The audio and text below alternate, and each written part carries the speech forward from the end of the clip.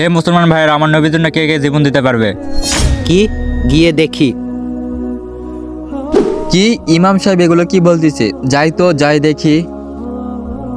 হে আমার মুসলমান ভাইয়েরা, আমার নবীর জন্য কে কে জীবন দিতে পারবে? আমি আমার নবীর জন্য জীবন দিতে পারবো। হুজুর, আপনি খালি বলেন, আমি আমার নবীর জন্য জীবন দিয়ে দিতে পারবো।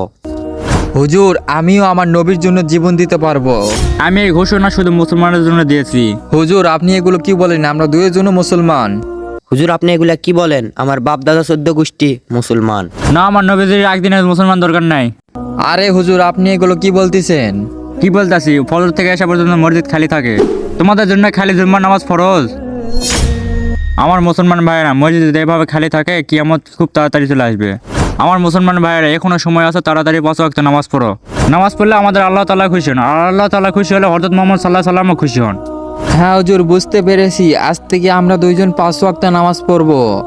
তো বন্ধুরা, ভিডিওটি যদি ভালো লাগে থাকে অবশ্যই চ্যানেলটি সাবস্ক্রাইব করে দিবেন।